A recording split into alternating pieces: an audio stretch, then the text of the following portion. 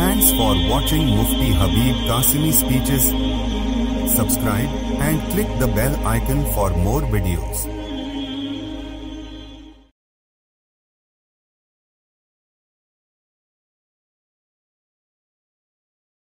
الحمد لوليه والصلاة لوليها وقد قال الله تبارك وتعالى فأعوذ بالله من الشيطان الرجيم واستغفر لذنبك وللمؤمنين والمؤمنات সম্মানিত সুধী আল্লাহ জাল্লা শানহু আম্মা নাওয়ালুহু কালামে পাকের এই আয়াতটা বর্ণনা করেছেন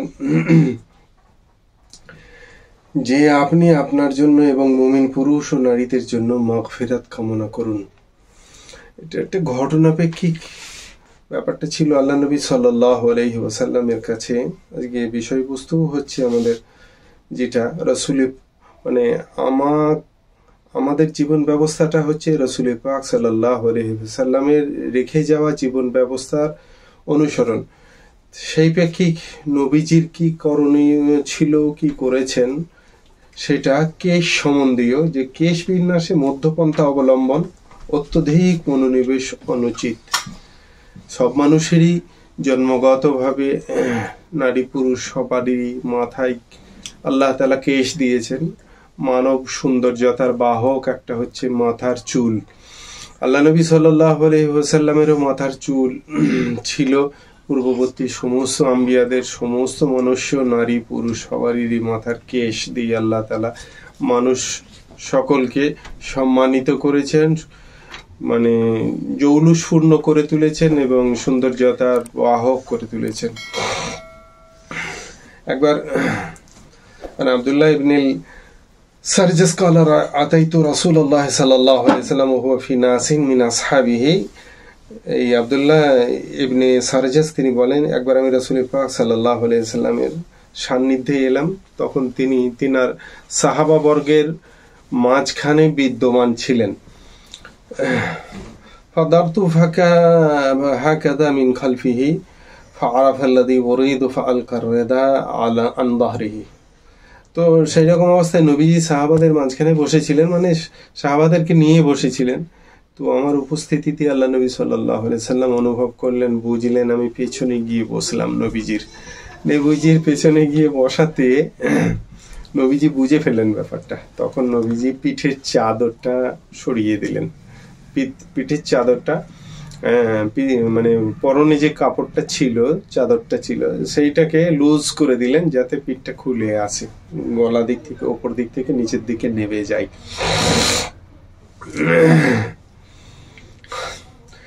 ফারাফাল্লাযী উরিদু ফাআলকার রিদা আন যাহরিহি। নবীজি যখন পিঠ থেকে অনুভব করে পিঠের চাদরটা সরিয়ে ফেলে দিলেন, ফারাআইতু মাওদি আল খাতামি আলা কাফাইহি আল জুমঈ হাওলাহা খিলানুন কাআন্নাহা তাসিলুন ফারাজাতু হাত্তা ইস্তাকবালতুহু ফাকুলতু গাফারাল্লাহু লাকা ইয়া রাসূলুল্লাহ। আমি নবীজি সাল্লাল্লাহু আলাইহি ওয়াসাল্লামের দুই কাঁধের মধ্যবর্তী স্থানে মোহরে নবুয়ত দেখতে পাই, আর তা ছিল এই মুষ্টিবদ্ধ আঙ্গুলের ন্যায়। নবীজির এই খাতমে নবুয়তের দৃশ্যটা ছিল মুষ্টিবদ্ধ আঙ্গুলগুলির ন্যায়, এবং তার চারপাশে আঁচিলের মতো কিছু বিন্দু বিন্দু বিন্দু বিন্দু আঁচিলের মতো ছিল, মানে যেটা আর শোভাবর্ধনের জন্য, যেটা অন্য হাদিসে এসছে কিছু পশমেরও দৃশ্য ছিল তার চারপাশে, ডিম্বাকৃতি ছিল, তার চারপাশে আঁচিলের মতো ক্ষুদ্র ক্ষুদ্র ছিল, এবং তার সঙ্গে সঙ্গে অন্য হাদিসে আছে কিছু পশমেরও দৃশ্য ছিল। হ্যাঁ, তো সেই আঁচিলের মতো কতকগুলো তিলক আর কি, দেখতে আঁচিলের মতো লাগছিল, কিন্তু সেগুলো তিল বিশিষ্ট। সেই তিলকগুলো নবীজির পিঠে শোভা পাচ্ছিল। তো এরপর আমি তার সামনে এসে বললাম, ইয়া রাসূলুল্লাহ, আল্লাহ আপনাকে ক্ষমা করুন। কি বললাম? এত বড় সৌভাগ্য যে আমার হবে এটা আমি অনুভব করিনি। নবীজি অনুভব করে ফেলে আমাকে দেখিয়ে দিলেন, আমাকে মোহরে নবুয়তের জিয়ারত করিয়ে দিলেন। তো আমি সামনে এসে কি বললাম, ফারাজাতু ইস্তাকবালতুহু ফাকুলতু গাফারাল্লাহু লাকা, আল্লাহ তাআলা আপনাকে যেন ক্ষমা করে দেন ইয়া রাসূলুল্লাহ। ফাকালা ওয়ালাকা, নবীজি বললেন আল্লাহ তোমাকেও মাফ করুন। ফাকাল আল কওম ইস্তাগফারা লাকা রাসূলুল্লাহ সাল্লাল্লাহু আলাইহি ওয়াসাল্লাম তোমার জন্য তো নবীজি খোদ ক্ষমা চেয়েছেন, কত বড় তোমার সৌভাগ্য। ফাকালা নাম, তখন আমি বললাম হ্যাঁ তাই তো, নবীজি আমার জন্য বিশেষভাবে ক্ষমা চেয়েছেন। সুম্মা তালা হাদিল আয়া, তখন নবীজি সাল্লাল্লাহু আলাইহি সাল্লামের মুখ দিয়ে আয়াত উচ্চারিত হইল যে ওয়াস্তাগফির লিযামবিকা ওয়ালিল মুমিনিনা ওয়াল মুমিনাত, তোমার কৃত অপরাধগুলোর সম্বন্ধে আল্লাহ তাআলার কাছে ক্ষমা চাও, এবং শুধু নিজের জন্য না, ওয়ালিল মুমিনিনা ওয়াল মুমিনাত, ইমানদার বিশ্বাসী পুরুষদের জন্য, ইমানদার বিশ্বাসী নারীদের জন্য, সকলের জন্য আপনি ক্ষমা চান। এটা আল্লাহ তাআলার নির্দেশ, বুঝেছে? তো বিষয়বস্তু ছিল যে কেশ বিন্যাসের ক্ষেত্রে মানে বেশি লেগে না থাকা। নবীজির কেশ ছিল, কেমন কেশ ছিল সেগুলো অনুভব করা, নবীজি কেশকে কেমন কি করতেন না করতেন, কখনো এই কি বলে চুটিও নবীজির থেকে সাব্যস্ত আসে। قالت كنت أغتسل أنا ورسول الله صلى الله عليه وسلم من إناء واحد وكان له شعر فوق الجمة دون الوفرة। নবীজি সাল্লাল্লাহু আলাইহি সাল্লামের লম্বা চুল থাকতো, এটা নবীজির চিরাচরিত সুন্নত, মাথায় চুল রাখা। বুঝে এসেছে? হজের সময় নবীজি নেড়া হয়েছেন এবং ডেকে সাহাবাদেরকে দিয়ে সেগুলো বিলি বন্টনের ব্যবস্থা করেছেন স্বতন্ত্র, কিন্তু এমনি সার্বক্ষণিক নবীজির থেকে যেটা সাব্যস্ত আছে সেটা নবীজির মাথায় কেশ বিদ্যমান ছিল। তো আল্লাহ নবী সাল্লাল্লাহু আলাইহি সাল্লামের প্রিয়তমা স্ত্রীরাই সব থেকে স্বামীদের বিষয়ে বেশি অবগত হয়। তো হযরত আয়েশা সিদ্দিকা রাদিয়াল্লাহু তাআলা আনহা বলছেন যে আমি এবং নবীজি এক পাত্রে গোসল করতাম।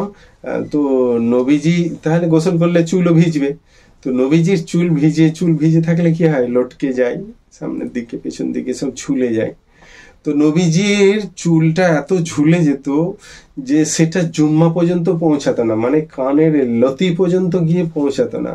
আর ওয়াফরা থেকে নিচে থাকতো কিন্তু জুম্মার থেকে ওপরে থাকতো। লিম্মা বরাবর নবীজির দৃশ্যটা চুল ভিজে থাকা অবস্থায় কতটা ঝুলে থাকতো। এই লিম্মা ঝুলে থাকা অবস্থায়, ঝুলে থাকা অবস্থাটা খুব সুন্দর অনুভব হয় যে চুলটার পরিমাণ কতটা।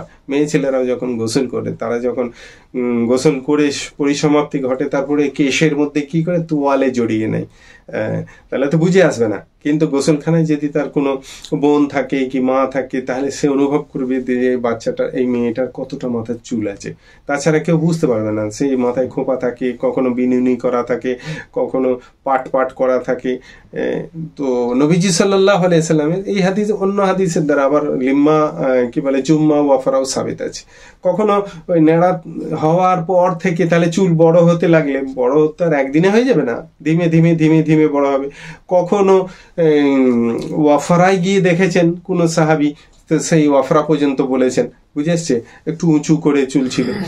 কখনো লিম্মা দেখেছেন যে একটু আরো নিচে ছিল, কখনো জুম্মা দেখেছেন আরো নিচে নবীজির চুল ঝুলে ছিল।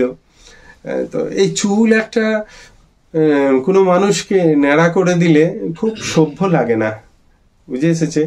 আর এই একটা স্বতন্ত্র রেওয়ায়েত আছে, আর ওদিকে যাচ্ছি না। তো এটা আল্লাহ তাআলার একটা অফুরন্ত মানে অনস্বীকার্য নিয়ামত, শুধু খাদ্যবস্তুই নাই, আল্লাহ তাআলা মুখশ্রী দিয়েছেন, সেটার সৌন্দর্যতা সেও নিয়ামত। মাথার কেশের সুশ্রী দিয়েছেন, সেটাও আল্লাহ তাআলার নিয়ামত। তো এই কেশ কেন্দ্রিক আল্লাহ নবী সাল্লাল্লাহু আলাইহি সাল্লামের স্ত্রী বলছেন আমরা দুজনে গোসল করতাম এক পাত্র থেকে। তো সেই দুজনে এক পাত্রে গোসল করতাম, নবীজির মাথার চুলগুলো দেখতাম যে চুলটা নেবে আসতো, জুম্মা পর্যন্ত নয়, কানের এই লতি পর্যন্ত নেবে আসতো না, তার মানে আরেকটু উঁচু থাকতো। হযরত আয়েশার চোখে এরকমই ধরা পড়েছে, সেইভাবে তিনি উল্লেখ করেছেন। তো তার সঙ্গে সঙ্গে কানা রাসূলুল্লাহ সাল্লাল্লাহু আলাইহি ওয়াসাল্লাম মারবুআন يعيد ما بين المنكبين وكانت جمة وتضرب الشحم وأذنيه বুঝেছে।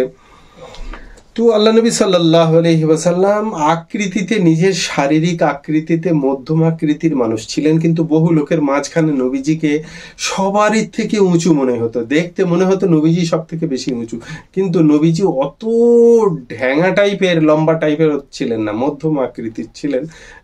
কিন্তু সমস্ত মানুষের মাঝখানে যখন ভিড়ে দাঁড়াতেন তো তখন নবীজির মুখ দর্শন হতো এবং মনে হতো নবীজি সব থেকে বেশি উঁচু বিশিষ্ট।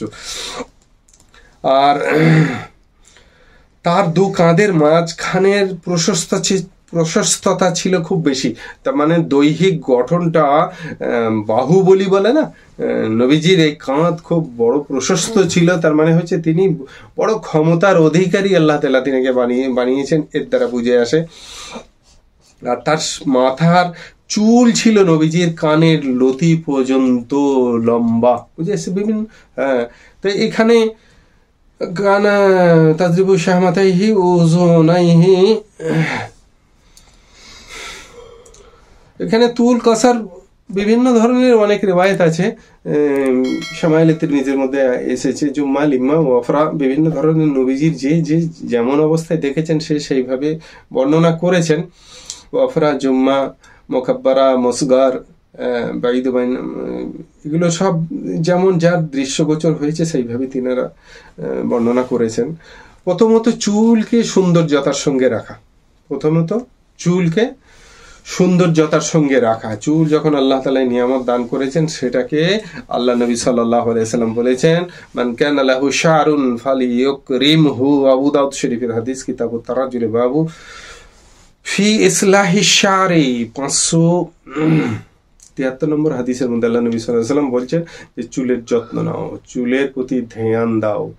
এতটা ধ্যান নাই নারীদের মতো সারাদিন চুলের পেছনেই পড়ে থেকে গেল, এমনটা নয়। সাজা গুজা, সৌন্দর্যতা, ইসলামী একটা ব্যবস্থাপনা নিশ্চয়ই, কিন্তু তার মানে এই নয় তাতেই সারাদিন লেগে পড়ে থেকে যাবে। নবীজি সাল্লাল্লাহু আলাইহি সাল্লামের যে চুল ছিল, কখনো তিনি শীতে কাটতেন, কখনো বিনা শীতেই চুল রাখতেন। আর এটা নবীজির অভ্যাস ছিল যে কোনো বিষয়ে যখন আল্লাহ তাআলার প্রকাশ্য কোনো নির্দেশনা আসতো না কোরআন হাদিসের মধ্যে, তখন নবীজি সাল্লাল্লাহু আলাইহি সাল্লাম, মদিনায় 2-3 ধরনের গোত্র ছিল, একটা মুসলমান জাতি ছিল, আর একটা আহলে কিতাব থাকতো, আর একটা মুশরিকরা থাকতো। তো এই 3 জনের মাঝখান থেকে নবীজি আহলে কিতাবদের প্রাধান্য দিতেন এবং তারা যা করতেন তাই করতেন। তো নবীজি প্রথম অবস্থায় যখন দেখেছেন যে এরা কি করে, আহলে কিতাব যারা, এরা প্লেন ভাবে চুল ফেলে রাখে, আর যারা মুশরিক মূর্তি পূজারী তারা মাঝখানে শীতে কাটে। তো সেই জন্য নবীজি আহলে কিতাবদের অনুকরণ করতেন, ভালোবাসতেন, এটা নবীজির চিরাচরিত অভ্যাস ছিল। যে বিষয়ে প্রকাশ্য কোনো নির্দেশনা পেতেন না তখন তিনি কি করতেন, আহলে কিতাবরা যেটা করতো সেটাই নবীজি করতেন। কিন্তু পরে আবার নবীজি আবার শীতে কাটাও শুরু করেছিলেন। রাসূলুল্লাহ সাল্লাল্লাহু আলাইহি সাল্লাম কানা ইয়াস্তাদিল্লু শা'রুহু ওয়া কানা আল মুশরিকুনা ইয়াফরিকুনা রুউসাহুম ওয়া কানা আহলুল কিতাব ইয়াসদিলুন। তো আহলে কিতাব যারা, তারা সাদাল করতো, ঝুলিয়ে ফেলে রাখতো চুল, আর মুশরিক যারা মূর্তি পূজারী তারা কি করতো, মাঝখানে মাং বের করতো, মানে মাঝখানে শীতে কাটতো। ওয়া কানা ইউহিব্বু মুরাফাকাত আহলিল কিতাবি ফীমা লাম ইউমার ফীহি বিশাইইন। তারপরে নবীজি সাল্লাল্লাহু আলাইহি ওয়াসাল্লাম, এটা চিরাচরিত অভ্যাস ছিল যে বিষয়ে প্রকাশ্য কোনো নির্দেশনা আসছে না তখন আহলে কিতাবদের অনুসরণ তিনি করতেন। তো সেইভাবে নবীজি স্বাভাবিকভাবে চুল ফেলে রাখতেন। তারপরে সুম্মা ফারাকা রাসূলুল্লাহ সাল্লাল্লাহু আলাইহি ওয়াসাল্লাম রাসাহু, তারপরে আবার নবীজি পরবর্তীতে আবার কি করেছেন, চুলের মাঝখানে মাং বের করেছেন বা শীতে কাটতেন নবীজি সাল্লাল্লাহু আলাইহি ওয়াসাল্লাম। সেই জন্য নবীজি থেকে 2 রকমই সাব্যস্ত আছে। আর এখানে আমাদের পূর্ববর্তী আমাদের গুরুজনেরা যারা ছিলেন, ইতিপূর্বে তারা অনেকেই দুনিয়া থেকে চলে গেছেন। তাদের মাঝখানে ছুঁই ছুঁই ভাবটা খুব বেশি ছিল। মেয়ে ছেলেরা বাচ্চা প্রসব করলে তাদেরকে কি বলে ওই আঁতুরে 40 দিন 1.5 মাস ধরে তাদেরকে ফেলে রেখে দিত। তাদের হাঁড়ি কলসি বাসন ইত্যাদি ছুঁতে দিত না, গ্লাস ছুঁতে দিত না। তারা সেই পক্স হওয়া রোগীর মতো যে খাবারে যে প্লেটে খেত তাকে সেগুলো আলাদা করে রেখে দিত, রান্নাঘরে ঢোকাতো না। এগুলো আমাদের পূর্বসূরীদের এরকম ধ্যান ধারণা ছিল, কিন্তু এখন সেটা যদিও বহুলাংশে কমেছে। আজ থেকে 1500 বছর আগে আল্লাহ নবী সাল্লাল্লাহু আলাইহি ওয়াসাল্লামের জামানায় তো ছুঁতছাঁত এরকম মানে পজিশন কি ছিল না ছিল, সেই প্রেক্ষিক হযরত আয়েশা রাদিয়াল্লাহু তাআলা আনহা বলেন যে আয়েশা রাদিয়াল্লাহু তাআলা আনহা قالت كنت أرجل رأس رسول الله صلى الله عليه وسلم وأنا حائض। আমি ঋতুবতী থাকতাম, তারপরে আল্লাহ নবী সাল্লাল্লাহু আলাইহি ওয়াসাল্লামের মাথার চুল আঁচড়ে দিতাম, বুঝেছে, তাকে পরিপাটি করে দিতাম।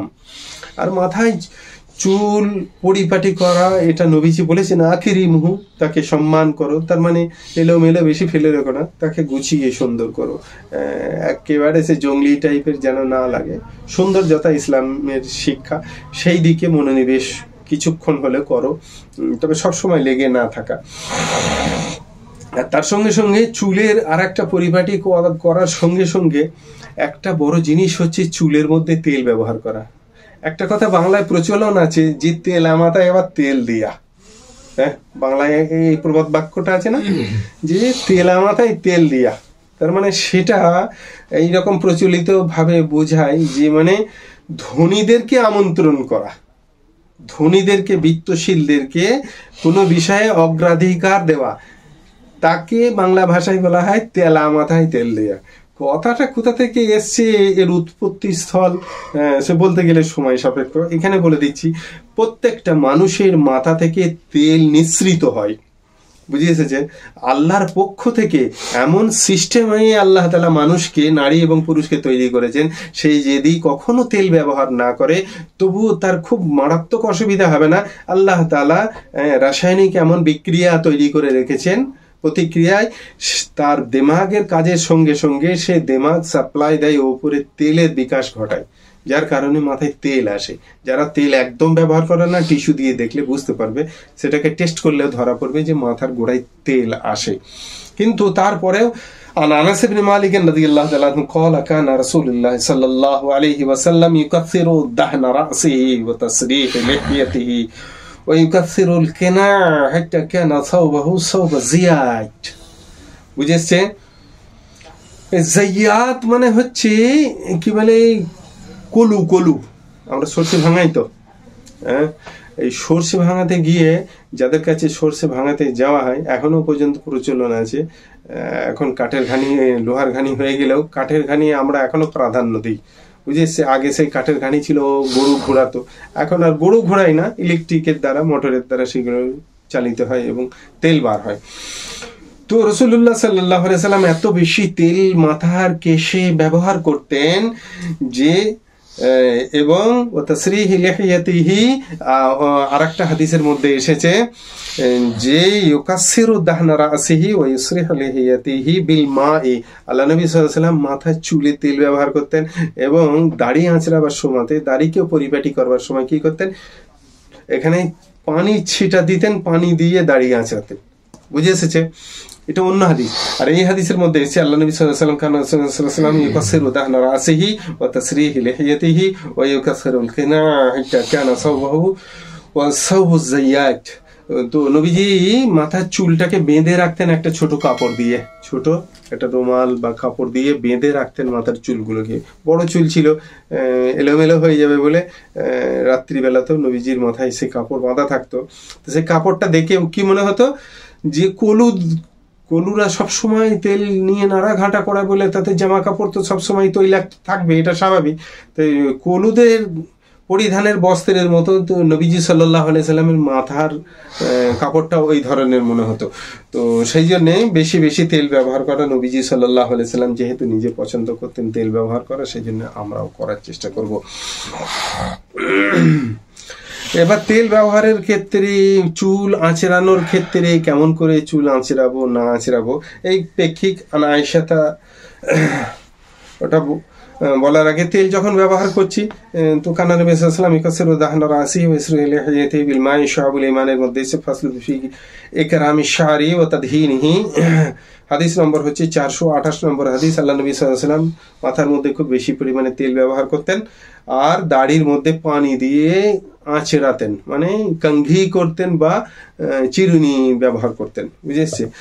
তার সঙ্গে সঙ্গে মাথাতে চিরুনি ব্যবহার করলে কি হয়, আকুপাংচারের কাজ হয়, ব্রেনের কার্যদায়ী সহজ করে তুলতে খুব উপযোগী হয়। সেই জন্যই চিরুনি খুব একটা আকুপাংচারের কাজ করে, শরীরে অন্যান্য জায়গায় ব্যথা ইত্যাদি সময় সেগুলোকে প্রেসার দেওয়া চলে।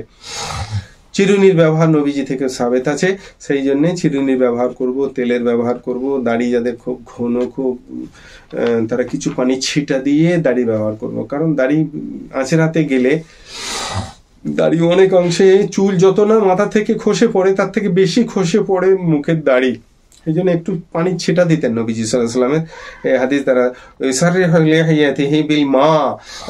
দাড়িতে পানির স্প্রে করে নবীজি কি করতেন, মানে আঁচড়াতেন। আর তার সাথে সাথে কখনো কখনো তিনি চুলে চিরুনিও করতেন। কালা আব্দুল্লাহ ইবনে মুগাফাল নাহা রাসূলুল্লাহ সাল্লাল্লাহু আলাইহি ওয়াসাল্লাম আনি তারাজ্জুলি ইল্লা গাব্বা। তিরমিজি শরীফে আবওয়াবুল লিবাসের মধ্যে এসে বাবু মা জা ফি নাহি আনি তারাজ্জুলি, হাদিস নম্বর হচ্ছে 1756 নম্বর হাদিস। নবীজি সাল্লাল্লাহু আলাইহি সাল্লাম একবারে নিয়মিতভাবে চিরুনি করা থেকে নিষেধ করেছেন। কখনো কখনো চিরুনি করো, কিন্তু একেবারে সেই উঠতে বসতে শুতে খেতে সব সময় খালি চিরুনি লাগিয়ে আছে এরকম করতে নবীজি সাল্লাল্লাহু আলাইহি সাল্লাম নিষেধ করেছেন।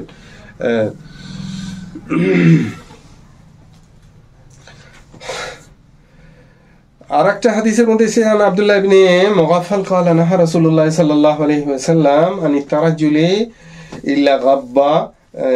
শামাইলে তিরমিজির মধ্যে হাদিসটা এসেছে, নবীজি সাল্লাল্লাহু আলাইহি ওয়াসাল্লাম গাহে গাহে এইভাবে চিরুনি করার অনুমতি তো দিয়েছেন, কিন্তু একা নাগাড়ে নয়।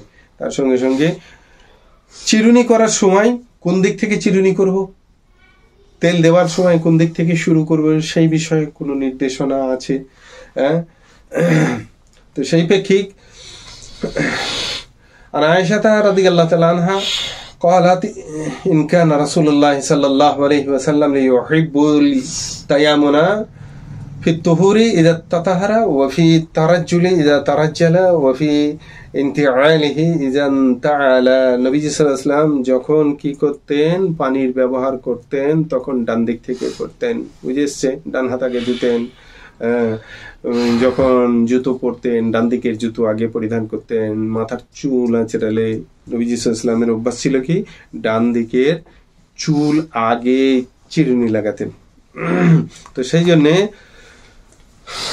আরেকটা হাদিস আছে, কালা আয়েশা রাদিয়াল্লাহু তাআলা আনহা কানা নবী সাল্লাল্লাহু আলাইহি ওয়াসাল্লাম ইউজিবুহু তায়াম্মুনা ফি তানাউলিহি ওয়া তারাজ্জুলিহি ওয়া তুহুরিহি ফি শানিহি কুল্লিহি।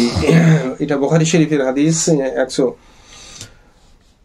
168 নম্বর হাদিসে। নবীজি সাল্লাল্লাহু আলাইহি ওয়াসাল্লাম জুতো পরিধানের ক্ষেত্রে ডান দিক ব্যবহার করতেন, চুল আঁচড়ানোর ক্ষেত্রে ডান দিককে প্রাধান্য দিতেন এবং পানি ব্যবহারের ক্ষেত্রে ডান দিককে ব্যবহার করতেন।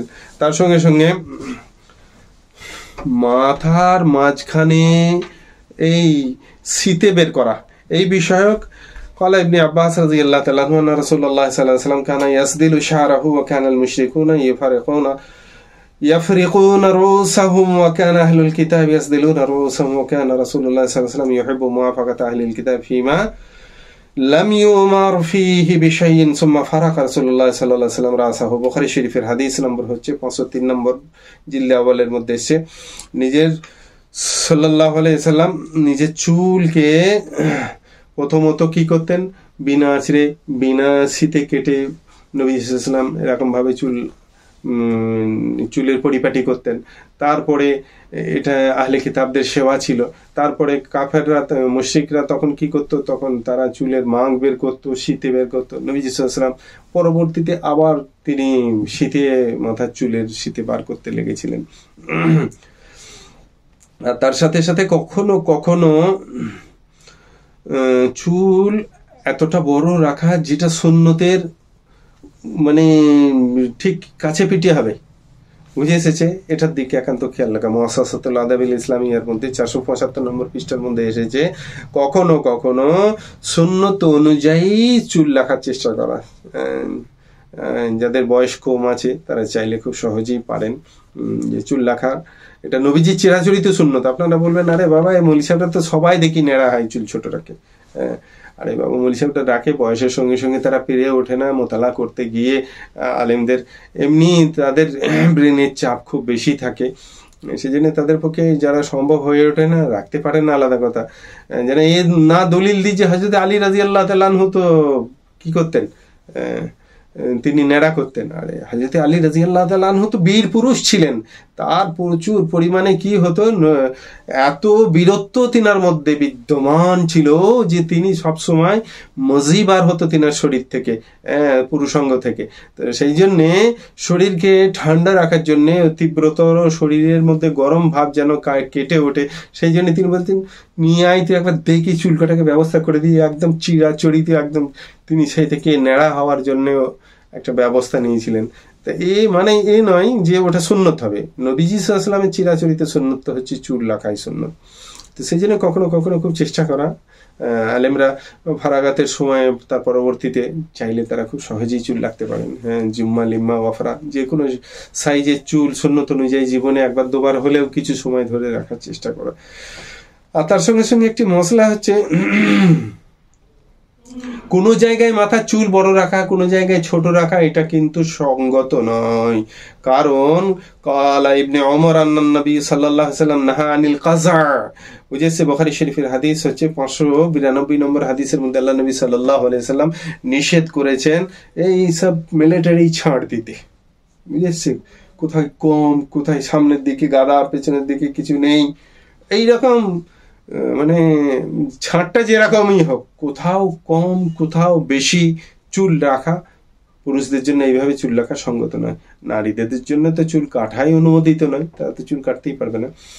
কিন্তু ঘটনা হচ্ছে পুরুষরা কোথাও এত ছোট রেখে দিল, সামনের দিকে অনেক বেশি অংশ রেখে দিল, এটার জন্য আল্লাহ নবী সাল্লাল্লাহু আলাইহি ওয়াসাল্লাম বুখারী শরীফের হাদিসের অনুযায়ী তিনি নিষেধ করেছেন। সেই জন্য এদিকে খেয়াল রাখবো। আর তার সাথে সাথে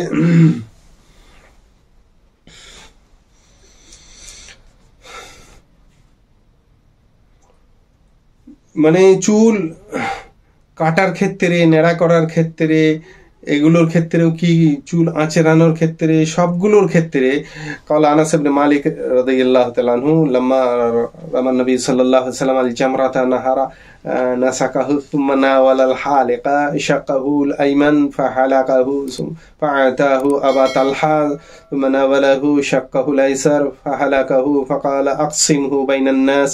তিরমিজি শরীফের হাদিস হচ্ছে 912 নম্বর, 181 নম্বর পৃষ্ঠায় এসেছে। হযরত আনাস রাদিয়াল্লাহু তাআলা আনহু বর্ণনা করেন, নবী পাক সাল্লাল্লাহু আলাইহি ওয়াসাল্লাম জামরায়ে আকবার রামি করার পর নিজের কুরবানি করে নিলেন। তারপরে নিজে নেড়া হওয়ার জন্য কি করলেন, নিজের ডান দিকের চুলগুলোর আগে কাটিয়ে নিলেন, তারপরে সেগুলোকে সামনে যখন দেয়া হলো নবীজির সামনে, তিনাকে মানে নেড়া করার সময় সেটাকে হযরত আবু তালহা আনসারী রাদিয়াল্লাহু তাআলা আনহুকে ডেকে তিনার হাতে দিয়ে দিলেন। তারপরে বাঁ দিকের চুলটা নেড়া করলেন, তারপরে সেগুলোকে জড়ো করে যখন তিনার সামনে দেওয়া হলো, তিনি সেই অংশটাকে কি করলেন, তিনি সেই চুলগুলোকে হযরত আবু তালহা আনসারীকে ডেকে দিলেন, দিয়ে বললেন, এইগুলো তুমি লোকেদের মাঝখানে বিলি বন্টন করে দাও। নবীজি সাল্লাল্লাহু আলাইহি ওয়াসাল্লামের চুল অদ্যাবধি বহু জায়গায় বিদ্যমান আছে বলে বিভিন্নভাবে কিছু শুনতেও পাওয়া যায় বা দেখতেও পাওয়া যায়, জানতেও পারা যায়। সেগুলো সত্য মিথ্যা সম্বন্ধে আমরা মুখ খুলতে অপারগ। আল্লাহু আলাম, ভালো জানেন সেটা সত্যিকারই নবীজির চুল কিনা, সেই বিষয়ক আমরা মুখ খুলতে অপারগ, ক্ষমা করবেন। তবে হ্যাঁ, তার প্রতি আমরা সম্মান প্রদর্শন করি। গেলে জিয়ারত হলে আমরা জিয়ারতও করব, দরুদও পড়ব বেশি বেশি করে। তো নবীজির চুলের এত সম্মান, তাহলে নবীজির ব্যক্তিগত জাতের প্রতি কত সম্মান হওয়া উচিত। তো নবীজির প্রতি মহাব্বত রাখা সর্বজনীন, সর্ব মানুষের জন্যে। আর তার সঙ্গে সঙ্গে এটাও খেয়াল রাখবো যে চুলগুলো ন্যাড়া হওয়া বা চুল কাটা কেন্দ্রিক যে চুলগুলো পড়লো গায়ে বা মাটিতে, সেগুলো একত্রিত করে কি করব, ফেলে না দিয়ে সেগুলোকে দাফন করে দিয়ে ফতোয়া আলমগীরের মধ্যে 358 নম্বর পৃষ্ঠায় 5ম জিলদের মধ্যে এসেছে। আর শেষ কথা হচ্ছে যে পৌত্তলিকদের মতো চুল না রাখা। কালা নবী সাল্লাল্লাহু আলাইহি ওয়াসাল্লাম লাইসা মিন্না মান তাশাব্বাহা বিগাইরিনা, তিরমিজি শরীফের হাদিস, বাবু ইস্তিজানিল ওয়াল আদাবি, বাবু মা জাআ ফি কারাহিয়াতি ইশারাতিল ইয়াদি ফিস সালাম। বুঝেছে? হাদিস নম্বর হচ্ছে 2695 নম্বর হাদিস। যদিও এটা হাদিসের বাবটা তিরমিজি শরীফের যেটা এসছে হাতের দ্বারা সালাম করা আমরা দেখে থাকি সামাজিক রীতিনীতির ক্ষেত্রে, কিন্তু এই ইহুদিদের এবং আহলে কিতাব এবং মুশরিকদের এগুলো রেওয়াজ ছিল। আহলে কিতাবদের মধ্যে ইহুদি এবং নাসারাদের মাঝখানে রেওয়াজ ছিল, এক পক্ষ এরা আঙুল দিয়ে সালাম করে আর এক পক্ষ হাত দিয়ে সালাম করে। সেই জন্য এই বিষয়ক নবীজির পক্ষ থেকে নিষেধ এসছে হাতের ইশারায় সালাম না করা, মুখ দিয়ে আসসালামু আলাইকুম বলে বা ততোধিক শব্দ ব্যবহার করে সালামের মধ্যে প্রয়োগ করা। ওই বাবের মধ্যে এই হাদিসটা এসছে। হাদিসটা হচ্ছে লাইসা মিন্না মান তাশাব্বাহা বিগাইরিনা। যেহেতু আহলে কিতাবরা এই হাত দিয়ে সালাম করে, আঙুল দিয়ে সালাম করে, ওইভাবে সালাম করলে তাদের সঙ্গে হাসর হওয়ার দুর্ভাগ্য নসিব হবে। তার থেকে আল্লাহ আমাদের সকলকে হেফাজত করুন। আর তথাকথিত চুল কাটার ক্ষেত্রেও পৌত্তলিকদের অনুসরণ না করা, কারণ পৌত্তলিকদের মতো চুল রাখলে তাদেরও হাসর ওই পৌত্তলিকদের মতো হবে। আল্লাহ তাআলা আমাদের সকলকে সেই বিষয়ে হেফাজত করুন। ওয়া আখিরু দাওয়ানা আনিল হামদুলিল্লাহি রাব্বিল আলামিন ওয়া সলাতু ওয়াস সালামু আলা রাসূলিহিল কারীম।